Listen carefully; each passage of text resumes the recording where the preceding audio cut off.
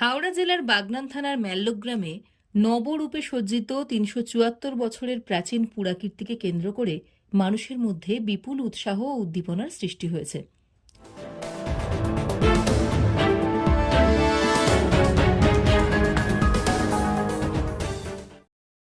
১৬৫১ সালে মঙ্গলঘাট পরগনার সুবিখ্যাত ভূস্বামী মুকুন্দপ্রসাদ রায়চৌধুরী ম্যাল্লক গ্রামে রূপনারায়ণ নদের কাছে ৪৫ ফুট উচ্চতার মদন গোপাল জিউর দক্ষিণমুখী ত্রিখিলান প্রবেশদ্বারযুক্ত একটি আটচালা মন্দির স্থাপন করেন।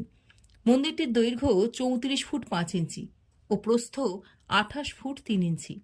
মন্দিরের গায়ে পোড়ামাটির ফলকে পৌরাণিক দেবদেবী, দশাবতার, কৃষ্ণলীলা, ত্রিভঙ্গ কৃষ্ণ, ছোট বড় পদ্ম, ফুলকারি নকশা ইত্যাদি টেরাকোটার অলঙ্করণ সাজিয়ে তোলা হয়েছে, যার অধিকাংশই কালের কপোলতলে বিলীন হয়ে গিয়েছে। আগে মন্দিরের দক্ষিণ দালানে কোষ্ঠী পাথরে নির্মিত পাল যুগের ৩.৫ ফুট উচ্চতার একটি বিষ্ণু বাসুদেব মূর্তি পূজিত হতো।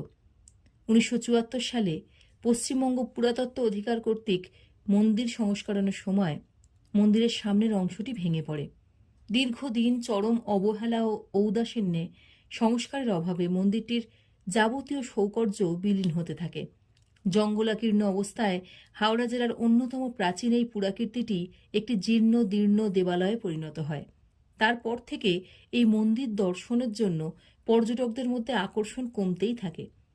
এরপর একবার মন্দির সংস্কারের কাজ শুরু হলেও তা শেষ করা হয়নি।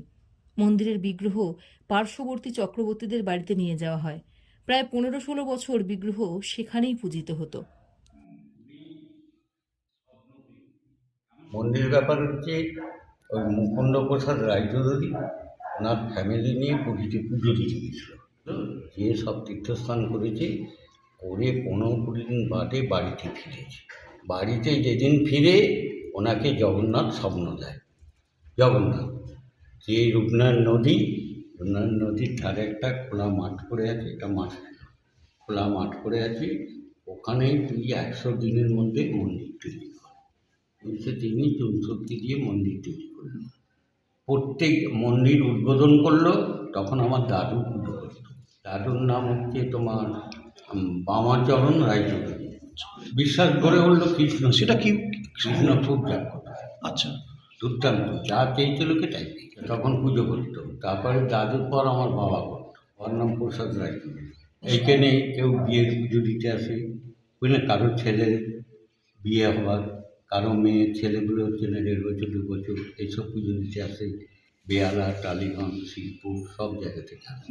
আমার নাম জয়ন্ত রায়চৌধুরী।